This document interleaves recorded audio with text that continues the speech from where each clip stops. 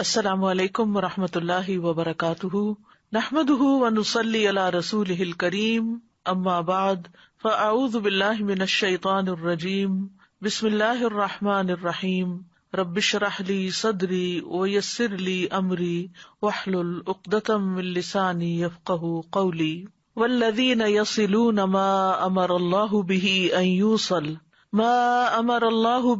ان یوصل ویخشون ربهم ویخافون سوء الحساب، اور وہ جو اس چیز کو ملاتے ہیں جس کے متعلق اللہ نے حکم دیا ہے کہ اسے ملایا جائے، اور اپنے رب سے ڈرتے ہیں اور برے حساب کا خوف رکھتے ہیں۔ انسان اس دنیا میں تنہا زندگی بسر نہیں کر سکتا، باہمی میل ملاپ اس کی ضرورت ہے، کیونکہ ایک دوسرے سے ملاقات سے انسان کو سکون ملتا ہے، ایک دوسرے کے قریب آنے کا موقع ملتا ہے۔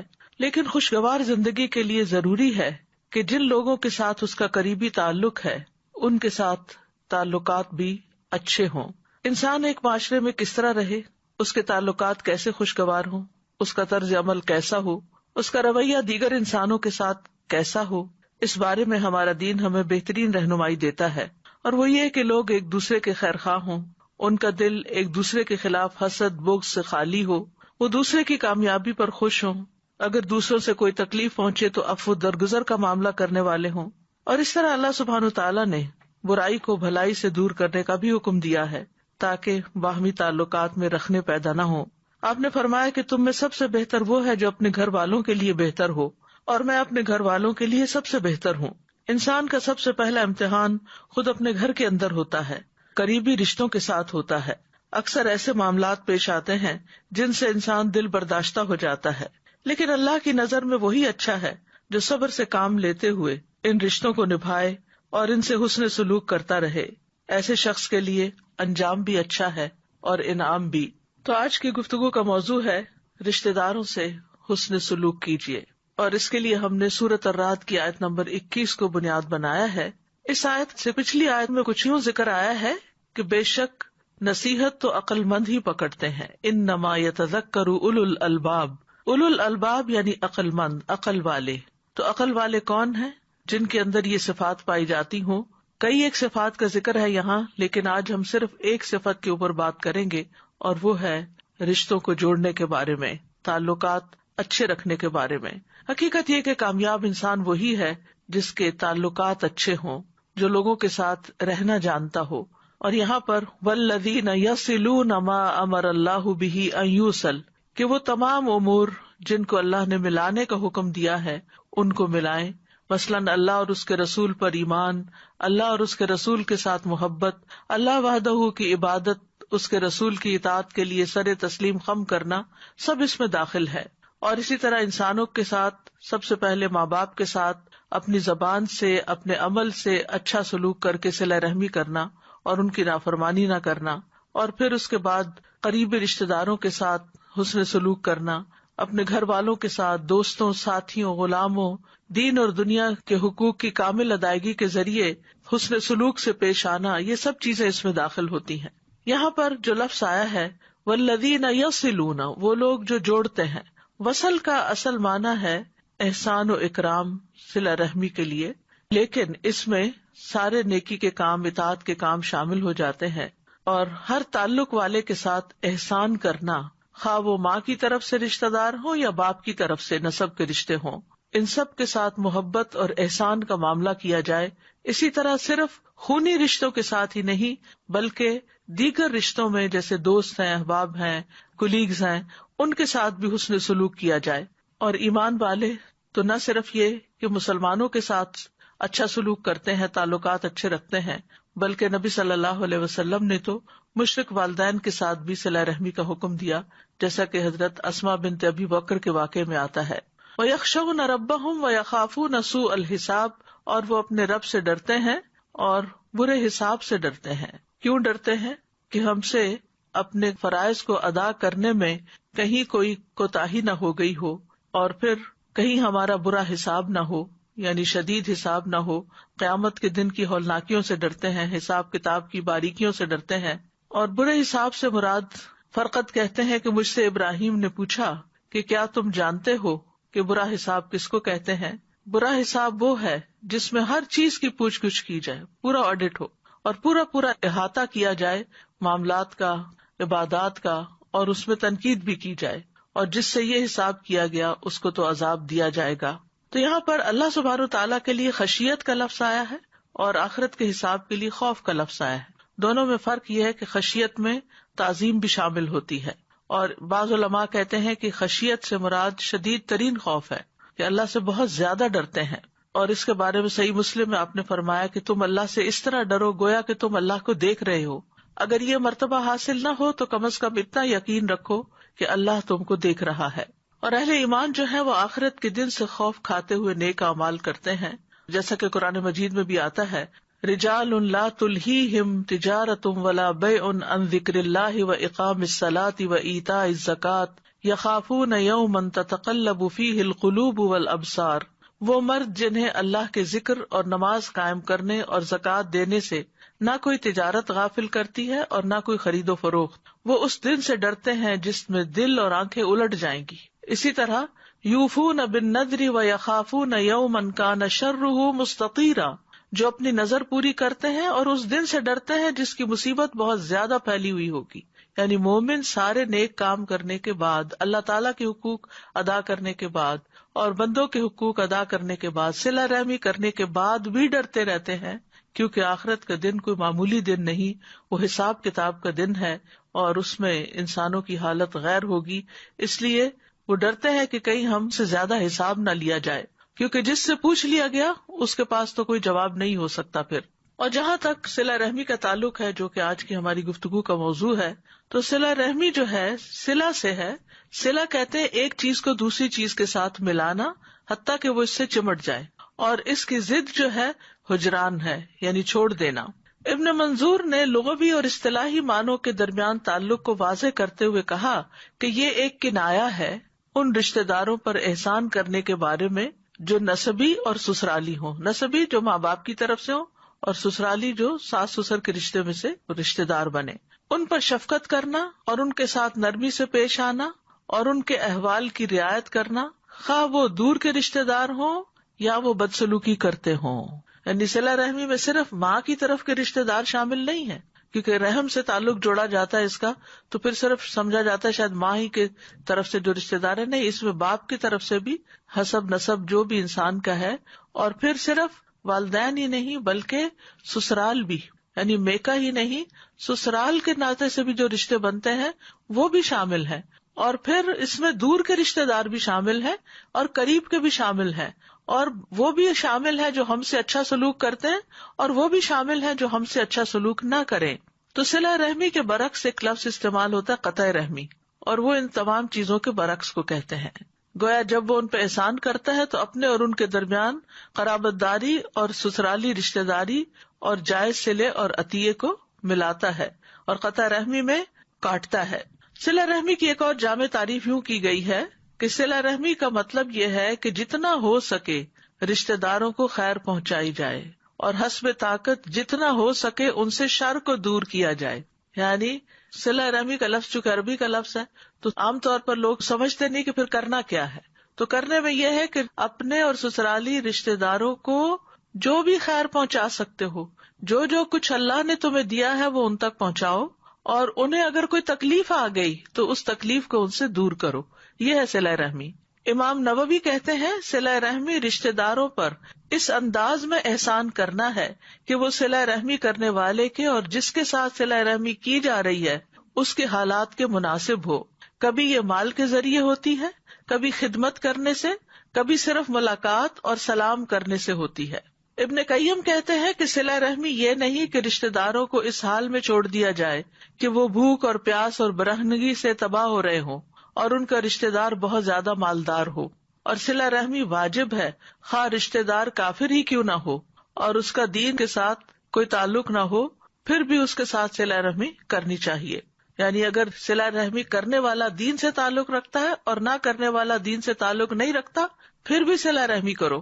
اسی طرح یہ بھی کہا گیا ہے کہ فوائد کا تبادلہ کرنا، یعنی ایک دوسرے کو صرف فائدہ پہنچانا ہی صلہ رحمی نہیں، یہ کہ اگر تمہارے رشتہ دار تمہارے ساتھ صلہ رحمی کرے تو تم بھی ان کے ساتھ صلہ رحمی کرو، اور اگر وہ تم سے دور چلے جائے تو تم بھی دور چلے جاؤ. یہ صلہ رحمی کی صفت نہیں، یہ تو ایک دوسرے کو بدلہ دینا ہے. یعنی یہ تو آپ نے بدلہ دیا، کسی نے آپ سے اچھا کیا، آپ نے بدلے میں اچھا کر دیا، یعنی یہ تو فوائد کا تبادلہ ہو گیا. لیکن صلہ رحمی کا معاملہ ان تمام چیزوں سے بلند ہے.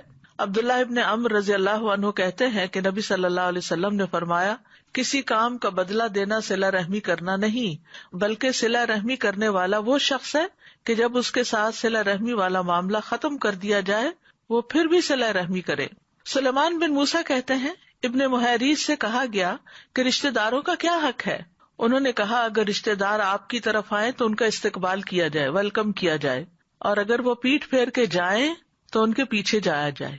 یہ نہیں کہنا چاہیے کہ تم روٹھے ہم چھوٹے، بلکہ اگر وہ روٹ بھی جائیں تو انہیں منایا جائے.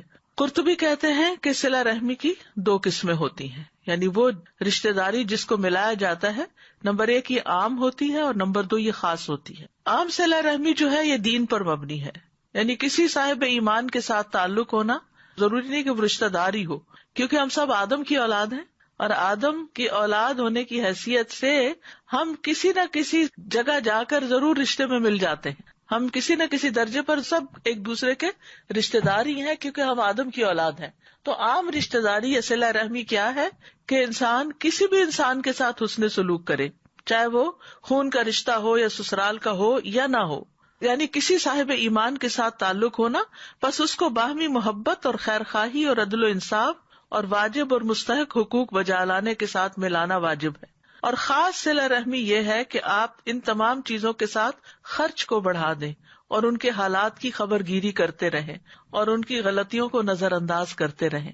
یعنی خاص صلہ رحمی کیا ہے کہ جو آپ ان کو دے رہے ہیں اس میں اضافہ کرتے رہیں. اگر اللہ نے آپ کو زیادہ دیا تو آپ بھی ان کو آگے آگے زیادہ دیتے رہیں اور ان کے حالات کی خبر گیری کرتے رہیں کہ وہ کس حال میں ہیں اور ان کی غلطیوں کو معاف کرتے رہیں. کتنا خوبصورت ہے صلہ رحمی کا یہ انداز. قرآن مجید میں کئی ایک مقامات پر صلہ رحمی کی تلقین کی گئی ہے. سورۃ البقرہ میں بنی اسرائیل کو حکم دیا گیا، یعنی صرف ہمیں نہیں یہ حکم بلکہ پچھلی شریعتوں میں بھی یہ حکم دیا گیا تھا. وَإِذْ أَخَذْنَا مِيثَاقَ بَنِي إِسْرَائِيلَ لَا تَعْبُدُونَ إِلَّا اللَّهَ وَبِالْوَالِدَيْنِ إِحْسَانًا وَذِي الْقُرْبَى وَالْيَتَامَى وَالْمَسَاكِينِ وَقُولُوا لِلنَّاسِ حُسْنًا وَأَقِيمُوا الصَّلَاةَ وَآتُوا الزَّكَاةَ ثُمَّ تَوَلَّيْتُمْ إِلَّا قَلِيلًا مِّنكُمْ وَأَنتُم مُّعْرِضُونَ. اور جب ہم نے بنی اسرائیل سے پختہ عہد لیا کہ تم اللہ کے سوا کسی کی عبادت نہ کرو گے اور ماں باپ اور قرابت والے اور یتیموں اور مسکینوں سے احسان کرو گے اور لوگوں سے اچھی بات کہو، نماز قائم کرو اور زکوٰۃ دو، پھر تم اس سے پھر گئے مگر تم میں سے تھوڑے اور تم منہ پھیرنے والے ہو. اور یہ صرف بنی اسرائیل کا حال نہیں، آج امت مسلمہ کا بھی یہی حال ہے کہ ہمیں عمومی طور پر لوگوں کے درمیان تعلقات خراب نظر آتے ہیں، رشتے کمزور نظر آتے ہیں اور دوسروں کے ساتھ احسان اور بھلائی کے رویے بہت کم دیکھنے میں ملتے ہیں. اگر تمام انسان جن کو اللہ نے دیا ہے وہ دینے والے بن جائیں اور اللہ کی مخلوق کا خیال رکھنے والے ہوں تو دنیا میں شاید نہ کوئی بھوکا ہو اور نہ ہی کوئی ضرورت مند اس طرح کا ہو کہ وہ گھٹ گھٹ کے اور سسک کے علاج کے لیے مر جائے یا کسی اور ضرورت کے لیے دن رات پریشان رہتا ہو. اسی طرح سورۃ النساء میں بھی حکم دیا گیا، وَاعْبُدُوا اللَّهَ وَلَا تُشْرِكُوا بِهِ شَيْئًا وَبِالْوَالِدَيْنِ إِحْسَانًا وَبِذِي الْقُرْبَى وَالْيَتَامَى وَالْمَسَاكِينِ وَالْجَارِ ذِي الْقُرْبَى وَالْجَارِ الْجُنُبِ وَالصَّاحِبِ بِالْجَنبِ وَابْنِ السَّبِيلِ وَمَا مَلَكَتْ أَيْمَانُكُمْ إِنَّ اللَّهَ لَا يُحِبُّ مَنْ كَانَ مُخْتَالًا فَخُورًا. اور اللہ کی عبادت کرو اور اس کے ساتھ کسی چیز کو شریک نہ بناؤ اور ماں باپ کے ساتھ اچھا سلوک کرو اور قرابت والوں کے ساتھ اور یتیموں اور مسکینوں اور قرابت والے ہمسائے اور اجنبی ہمسائے اور پہلو کے ساتھی اور مسافر کے ساتھ اور ان کے ساتھ بھی جن کے مالک تمہارے دائیں ہاتھ بنے ہیں. یقیناً اللہ ایسے شخص سے محبت نہیں کرتا جو اکڑنے والا شیخی مارنے والا ہو.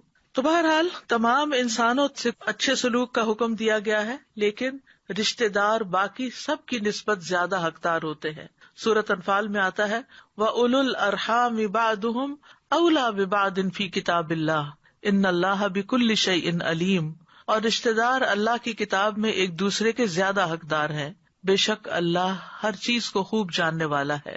ایمان لانے کے بعد اللہ کو جو محبوب ترین عمل ہے وہ صلہ رحمی ہے. خثعم قبیلہ کے ایک آدمی سے روایت ہے، وہ کہتے ہیں کہ میں نبی صلی اللہ علیہ وسلم کے پاس آیا جبکہ آپ اپنے صحابہ کے پاس بیٹھے ہوئے تھے. میں نے کہا آپ ہیں جو یقین رکھتے ہیں کہ آپ اللہ کے رسول ہیں؟ آپ نے فرمایا ہاں. میں نے کہا اللہ کے رسول کون سے اعمال اللہ کو زیادہ محبوب ہیں؟ آپ نے فرمایا اللہ پر ایمان. میں نے کہا اللہ کے رسول پھر کون سا عمل؟ آپ نے فرمایا صلہ رحمی. میں نے کہا اللہ کے رسول پھر کون سا عمل؟ آپ نے فرمایا نیکی کا حکم دینا اور برائی سے روکنا. میں نے کہا اللہ کے رسول کون سے اعمال اللہ کو سب سے زیادہ ناپسند ہے؟ آپ نے فرمایا اللہ کے ساتھ شرک کرنا. میں نے کہا اللہ کے رسول پھر کون سا عمل؟ آپ نے فرمایا قطع رحمی یعنی رشتے کاٹنا، لوگوں سے تعلقات کاٹ لینا. میں نے کہا اللہ کے رسول پھر کون سا عمل؟ آپ نے فرمایا برائی کا حکم دینا اور نیکی سے روکنا. اسی طرح درجے کے لحاظ سے بدترین ہے وہ لوگ کہ جو لوگوں کا حق نہ پہچانے، صلہ رحمی نہ کریں. ابو کبشہ انماری سے روایت ہے، وہ کہتے ہیں کہ میں نے رسول اللہ صلی اللہ علیہ وسلم کو فرماتے ہوئے سنا، دنیا 4 قسم کے لوگوں کی ہے. ایک وہ آدمی جسے اللہ نے مال اور علم سے نوازا ہو، وہ اس بارے میں اپنے رب سے ڈرتا ہو، صلہ رحمی کرتا ہو اور اس میں اللہ عز و جل کا حق پہچانتا ہو، اس کا درجہ سب سے اونچا ہے. دوسرا وہ آدمی جسے اللہ عز و جل نے علم عطا فرمایا ہو لیکن مال نہ دیا ہو، اور وہ کہتا ہو کہ اگر میرے پاس بھی مال ہوتا تو میں بھی اس شخص کی طرح عمل کرتا. آپ نے فرمایا یہ دونوں اجر و ثواب میں برابر ہے، یعنی جو اچھی نیت رکھتا ہے وہ اچھا کام کرنے والے کے برابر ہو جاتا ہے. تیسرا وہ آدمی جسے اللہ نے مال سے تو نوازا ہو لیکن علم نہ دیا ہو، وہ بدحواسی میں اسے ناحق مقام پر خرچ کرتا رہے، نہ اپنے رب سے ڈرے، نہ صلہ رحمی کرے، نہ اپنے رب عز و جل کا حق پہچانے، اس کا درجہ سب سے بدترین ہے. چوتھا وہ آدمی جسے اللہ نے نہ مال سے نوازا نہ علم سے، اور یہ کہتا ہو کہ اگر میرے پاس بھی فلاں شخص کی طرح مال ہوتا تو میں بھی اس شخص کی طرح کے کاموں میں خرچ کرتا. یہ دونوں گناہ میں برابر ہیں، یعنی اگر کسی بری مثال کو اپنے سامنے رکھتا ہے تو پھر اسی درجے میں آ جاتا ہے. تو بدترین انسان کس کو کہا گیا؟ جو نہ رب سے ڈرے، نہ صلہ رحمی کرے، نہ رب کا حق پہچانے کہ مجھے کس طرح کی عبادت اور کیسے کرنی چاہیے. اور جو شخص اس کو آئیڈیل بنا لے وہ بھی اس کے ساتھ ہی ہے. پھر رسول اللہ صلی اللہ علیہ وسلم کو جو دین دے کر بھیجا گیا، جو تعلیمات دے کر بھیجی گئی، ان میں ہمیں صلہ رحمی کا خاص حصہ ملتا ہے. عمرو ابن ابسہ کہتے ہیں، میں مکہ میں نبی صلی اللہ علیہ وسلم کی خدمت میں حاضر ہوا اور آپ سے پوچھا آپ کون ہیں؟ آپ نے فرمایا میں نبی ہوں. میں نے پوچھا نبی کیا ہوتا ہے؟ آپ نے فرمایا مجھے اللہ نے بھیجا ہے. میں نے کہا آپ کو کیا پیغام دے کر بھیجا ہے؟ آپ نے فرمایا اللہ نے مجھے صلہ رحمی کرنے، بتوں کو توڑنے، اللہ کو ایک قرار دینے اور اس کے ساتھ کسی کو شریک نہ ٹھہرانے کا پیغام دے کر بھیجا ہے. اسی طرح نبی صلی اللہ علیہ وسلم نے صلہ رحمی کا تاکیدی حکم بھی دیا. ابو ذر رضی اللہ عنہ کہتے ہیں میرے خلیل نے مجھے 7 باتوں کا حکم دیا ہے، یہ کہ میں قرابت دار سے تعلق قائم رکھوں اگرچہ وہ پیٹھ پھیرے، اگرچہ وہ ہم سے اچھا سلوک نہ کرے پھر بھی اس سے رشتہ جوڑ کے رکھوں. اسی طرح ایک اور جگہ پر فرمایا اتقوا اللہ وصلوا ارحامکم، اللہ کا تقوی اختیار کرو اور صلہ رحمی کرو. یہاں آپ دیکھ رہے ہیں کہ متعدد بار یہ بات ملتی ہے کہ اللہ سے ڈرو اور صلہ رحمی کرو، یا اللہ سے ڈرتے ہیں اور صلہ رحمی کرتے ہیں. تو حقیقت یہ ہے کہ جو لوگ اللہ سے ڈرتے ہیں وہی رشتوں کو نبھا سکتے ہیں، کیونکہ جن قریبی لوگوں کے ساتھ انسان رہتا ہے یا ان کے درمیان میں رہتا ہے تو ان سے بہت دفعہ اختلاف بھی ہوتا ہے، بہت دفعہ ان کے ساتھ آرگیومنٹس ہو جاتے ہیں، بدمزگی ہو جاتی ہے، بدگمانیاں ہو جاتی ہیں، لڑائی جھگڑے ہو جاتے ہیں. تو انسان پھر اپنے دل میں گرج پال لیتا ہے، بغض رکھ لیتا ہے. تو اس سے نکلنے کے لیے بہت ضروری ہے کہ انسان کے اوپر اللہ کا ڈر ہو، کیونکہ جو اللہ سے ڈرتا ہے وہی رشتوں کو نبھا سکتا ہے. اگر اللہ سے نہ ڈرا جائے، انسان اگر اپنی خواہش نفس پہ چلنے لگے تو پھر انسان کے حالات میں بہتری نہیں آ سکتی. حضرت انس رضی اللہ عنہ سے مروی ہے کہ نبی صلی اللہ علیہ وسلم نے اپنی بیماری کے ایام میں فرمایا تمہارے رشتے دار یعنی رحم کے رشتوں کو توڑنے سے بچو. صلہ رحمی کرنے کا جب حکم ملتا ہے اور اتنی تاکید ملتی ہے تو بعض اوقات ہم یہ سوچنے لگتے ہیں کہ شاید اس سے مراد دوسروں کو فائدہ پہنچانا ہے یا دوسروں کا فائدہ ہے، لیکن حقیقت یہ ہے کہ یہ انسان کے اپنے حق میں بہت فائدہ مند ہے. جو انسان جوڑنے والا ہوتا ہے، جو انسان دینے والا ہوتا ہے، وہی پانے والا ہوتا ہے، اسی کو خیر ملتی ہے. تو صلہ رحمی جو ہے آپس میں محبت بڑھانے کا ذریعہ ہے. ابن عمر کہتے ہیں جو اپنے رب کا تقوی اختیار کرے اور صلہ رحمی کرے اس کی موت میں تاخیر کر دی جاتی ہے، یعنی عمر لمبی ملتی ہے اس کو، اور اس کے مال میں اضافہ کر دیا جاتا ہے اور اس کے گھر والے اس سے محبت کرنے لگتے ہیں. اب یہ وہ چیزیں ہیں جو ہم سب کی خواہش اور تمنا ہے کہ ہمیں لمبی زندگی ملے، مال زیادہ ملے، گھر والوں کی محبت ملے، شوہر کی محبت ملے، بچوں کی محبت ملے، تو اس کے لیے انسان کو اپنے نفس کے خلاف جا کر ایسے لوگوں کے ساتھ احسان کرنے کی ضرورت ہے کہ جو ہمارے ساتھ اچھا نہیں کرتے، جو ہم سے دور بھاگتے ہیں، جو ہمارا خیال نہیں رکھتے، جو ہمیں نہیں پوچھتے ہماری مشکلات میں، ان کے ساتھ پھر احسان کیا جائے، اچھا سلوک کیا جائے۔ حضرت انس کہتے ہیں میں نے رسول اللہ صلی اللہ علیہ وسلم سے سنا، آپ نے فرمایا جس شخص کو پسند ہو کہ اس کے رزق میں وسعت ہو یا اس کی عمر دراز ہو تو اسے چاہیے کہ وہ صلہ رحمی کرے۔ انس بن مالک سے مسند احمد کی روایت ہے، جس شخص کو یہ بات پسند ہو کہ اس کی عمر میں برکت اور رزق میں اضافہ ہو جائے، اسے چاہیے کہ اپنے والدین کے ساتھ نیکی کرے اور صلہ رحمی کیا کرے۔ رسول اللہ صلی اللہ علیہ وسلم نے فرمایا جس نیکی کا بہت جلد اجر مل جاتا ہے، جلدی صلہ ملتا ہے، وہ صلہ رحمی ہے۔ یعنی کچھ نیکی آپ کرتے ہیں تو ان کا بدلہ آپ کو آخرت میں ملے گا، کچھ نیکی آپ ایسے کرتے ہیں ان کا صلہ آپ کو دنیا میں بھی ملتا ہے، آخرت میں بھی ملتا ہے۔ تو جس نیکی کا بدلہ انسان کو جلد یعنی دنیا میں بھی مل جاتا ہے وہ کیا ہے؟ صلہ رحمی۔ یہاں تک کہ کچھ گھرانوں کے لوگ فاجر و فاسق ہوتے ہیں، یعنی دین میں نہیں ہوتے، لیکن وہ صلہ رحمی کرتے ہیں تو ان کے مال بڑھ جاتے ہیں اور ان کے افراد کی کثرت ہو جاتی ہے، یعنی خاندان بھی بڑھ جاتا ہے اور مال بھی بڑھ جاتا ہے۔ اسی طرح ایک اور روایت میں آتا ہے، ابو ہریرہ کہتے ہیں کہ نبی صلی اللہ علیہ وسلم نے فرمایا 3 چیزیں برحق ہیں۔ نمبر 1، جس بندے پر ظلم ہو اور وہ اللہ کی خاطر اس پہ خاموشی اختیار کر لے، اللہ اپنی مدد کے ذریعے اس کی عزت میں اضافہ کرتا ہے۔ نمبر 2، جو آدمی صلہ رحمی کے لیے جود و سخا کا دروازہ کھولتا ہے تو اللہ اس کے مال میں اتنا ہی اضافہ کر دیتا ہے، یعنی کم نہیں ہونے دیتا اس کے مال کو۔ اور جو آدمی اپنے اوپر مانگنے کا دروازہ کھولتا ہے تاکہ اپنا مال بڑھا لے تو اللہ عز و جل اس کی قلت میں اور اضافہ کر دیتا ہے۔ اور پھر یہ بھی ہے کہ رشتے دار کو دینے کا دگنا اجر ملتا ہے۔ سلمان بن عامر کہتے ہیں نبی صلی اللہ علیہ وسلم نے فرمایا بے شک مسکین آدمی کو صدقہ دینا صرف صدقہ ہے، جبکہ قرابت دار کو صدقہ دینا صدقہ بھی ہے اور صلہ رحمی بھی ہے، دوہرا اجر ہے۔ عمرو بن دینار کہتے ہیں جان لو کہ فرض نماز ادا کرنے کے لیے اٹھائے جانے والے قدم کے بعد رشتہ داری کو ملایا جانے والا قدم اجر میں سب سے زیادہ بڑا ہے۔ یعنی نماز کے لیے اٹھتے ہو اور آگے جاتے ہو تو اسی طرح اگر کسی رشتہ دار کے لیے اٹھ کے اس کو ویلکم کرتے ہو یا اس کی خدمت کے لیے جاتے ہو یا اس کی خیر خبر کرتے ہو تو یہ قدم اللہ سبحانہ تعالیٰ کو پسند ہے اور اجر میں بہت بڑا ہے۔ طیبی کہتے ہیں کہ اللہ دنیا میں رشتہ داری ملانے والے کے اثر کو لمبی دیر تک باقی رکھتا ہے تو وہ جلدی کمزور نہیں پڑتا، جیسے کہ رشتہ داری کاٹنے والے کے اثرات کمزور پڑ جاتے ہیں، یعنی انفلوئنس نہیں کر سکتا جو رشتے کاٹے۔ صلہ رحمی دنیا میں بھی کام آتی ہے اور قبر میں بھی کام آئے گی۔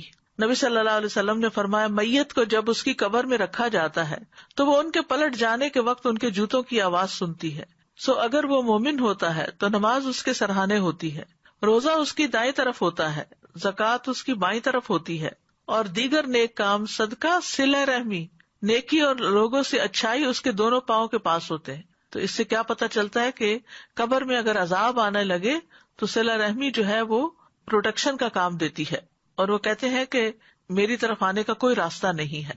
پھر اسی طرح آخرت میں بھی جو لوگ ایمان لائے اور ان کی اولاد کسی بھی درجے میں ایمان کے ساتھ ان کے پیچھے چلی تو اللہ تعالیٰ فرماتے ہیں ہم ان کی اولاد کو ان کے ساتھ ملا دیں گے اور ان سے ان کے عمل میں کچھ کمی نہ کریں گے۔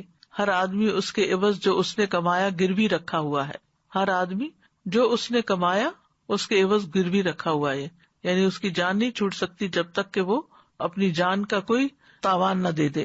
اسی طرح یہ کہ صلہ رحمی جنت میں لے جانے والا عمل ہے۔ نبی صلی اللہ علیہ وسلم نے پہلی تعلیم جو مدینہ والوں کو دی تھی وہ کیا تھی کہ سلام پھیلاؤ، اچھی گفتگو کرو، صلہ رحمی کرو، اور راتوں کو جب لوگ سو رہے ہوں تو تم قیام کرو، تم سلامتی کے ساتھ جنت میں داخل ہو جاؤ گے۔ اس کے برعکس جو دوسرا رویہ ہوتا ہے جس میں انسان رشتے داروں کو پوچھتا بھی نہیں ہے، ان کی خیر خیریت بھی نہیں لیتا، وہ ہے قطع رحمی، رشتوں کو کاٹنا۔ سورۃ البقرہ میں اللہ تعالیٰ فرماتے ہیں جو اللہ کے عہد کو اس کے مضبوط باندھ لینے کے بعد توڑ دیتے ہیں اور جس چیز کا اللہ نے جوڑنے کا حکم دیا اس کو کاٹ ڈالتے ہیں اور زمین میں فساد کرتے ہیں، یہی لوگ دراصل خسارہ پانے والے ہیں۔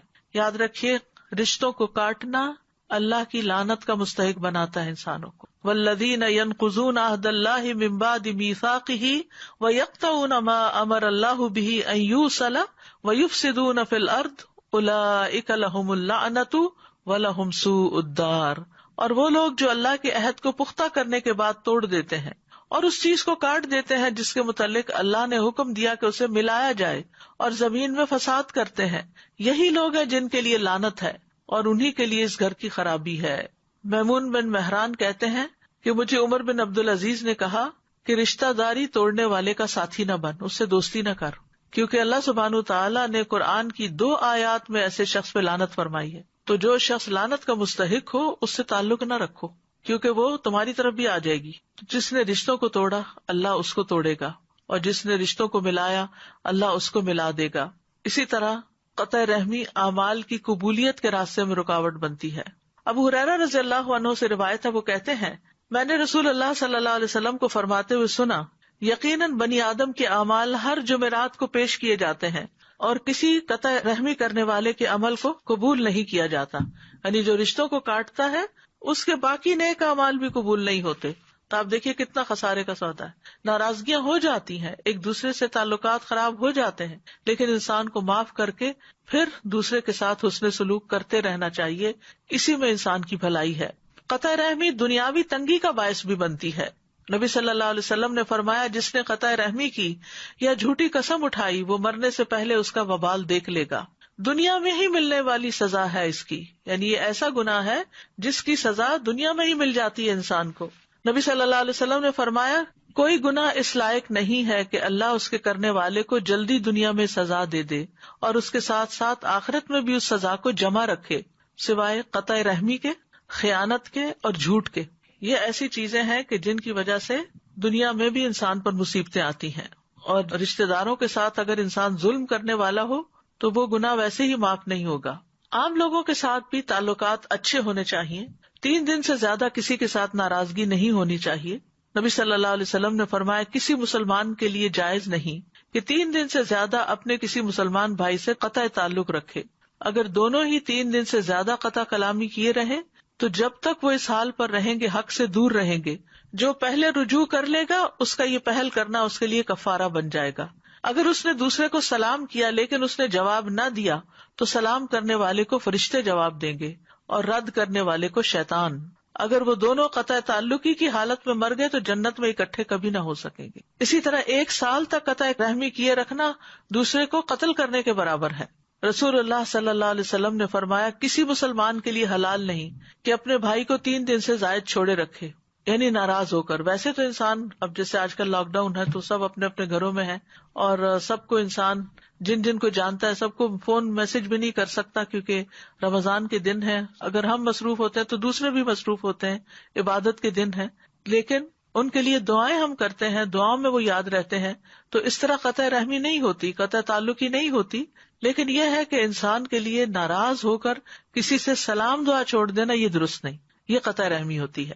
رسول اللہ صلی اللہ علیہ وسلم نے فرمایا، کسی مسلمان کے لیے حلال نہیں کہ اپنے بھائی کو 3 دن سے زیادہ چھوڑے رکھے، بس جس نے 3 دن سے زائد چھوڑ دیا اور اسی حالت میں مر گیا تو وہ آگ میں جائے گا۔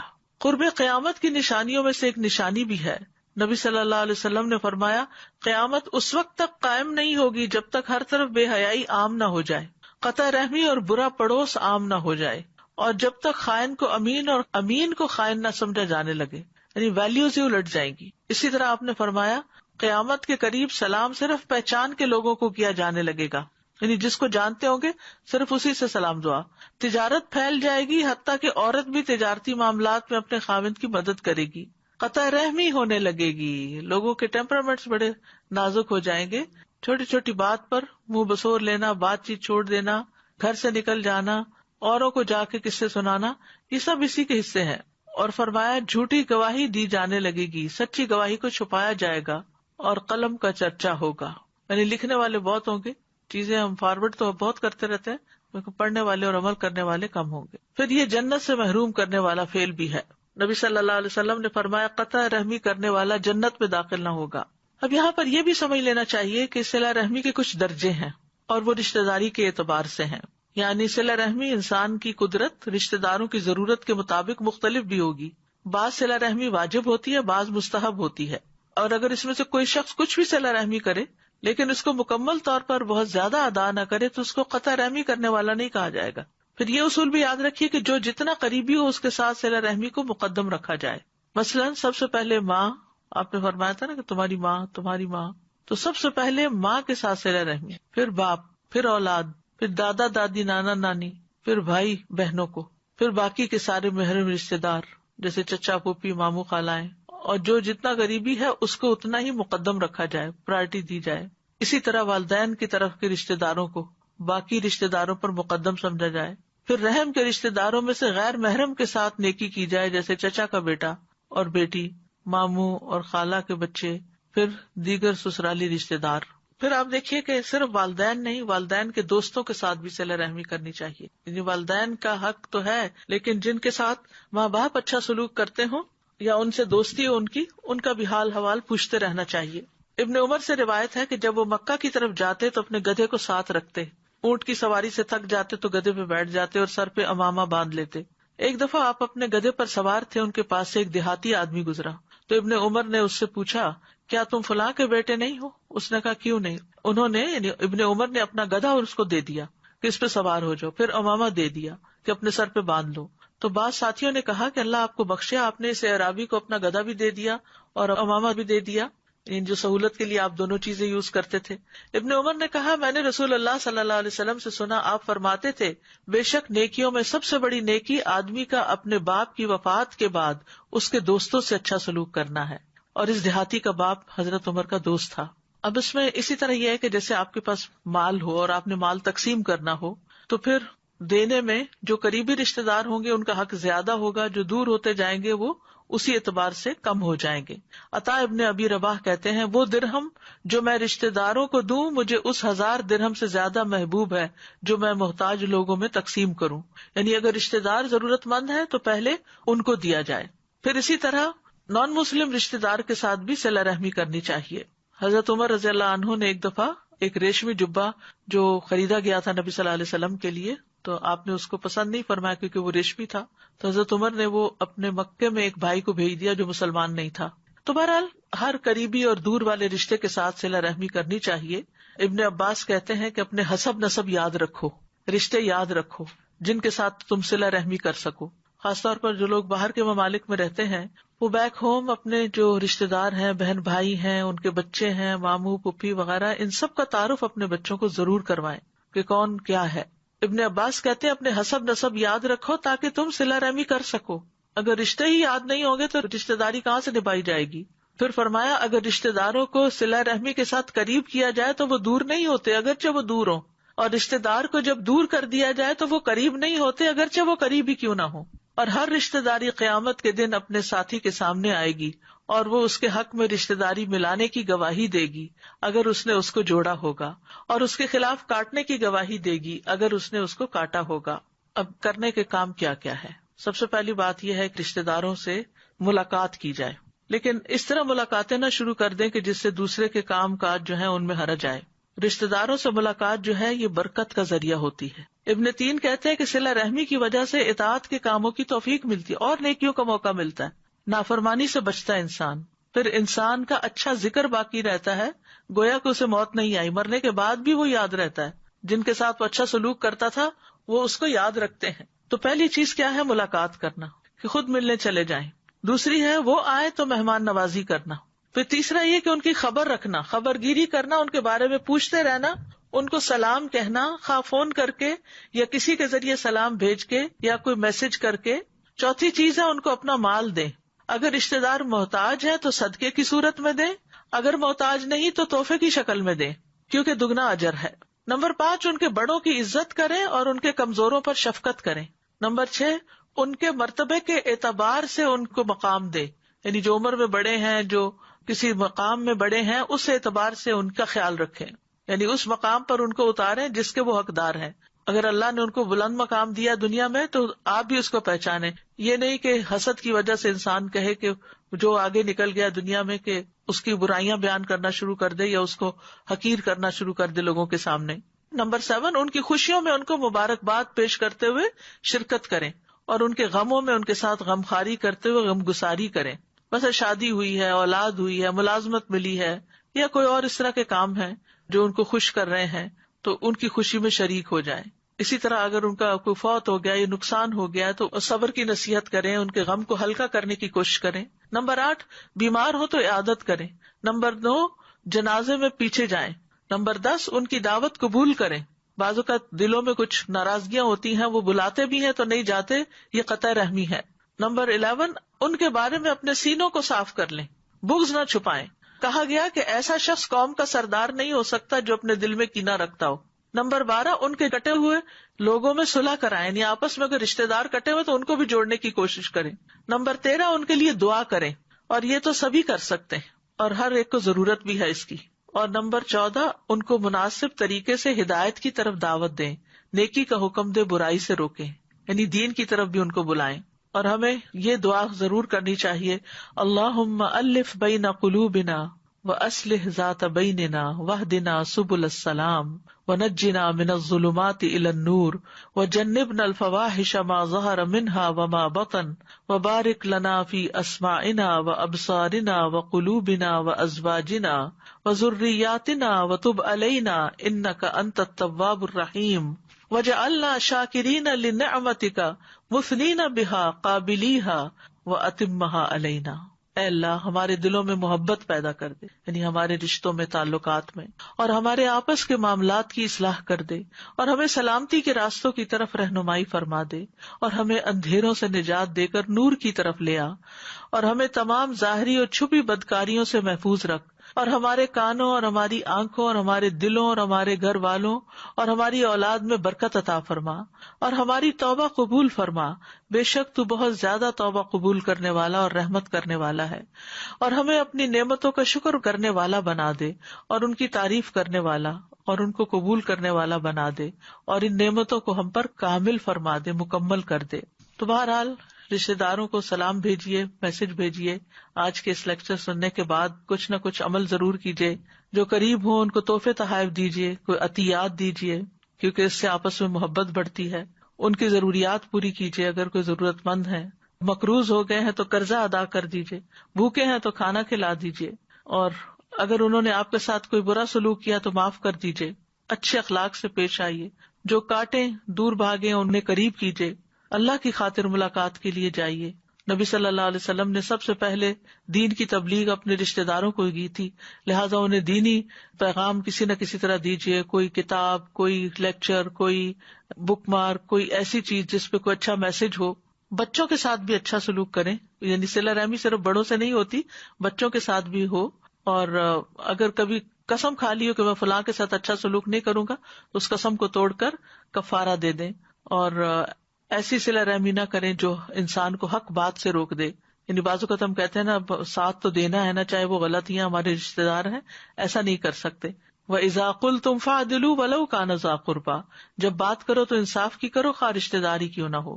وآخر دعوانا ان الحمد للہ رب العالمین، سبحانک اللہم وبحمدک، اشہد ان لا الہ الا انت، استغفرک واتوب الیک۔ اللہ تعالی ہمیں عمل کی توفیق عطا فرمائے۔ السلام علیکم ورحمۃ اللہ وبرکاتہ۔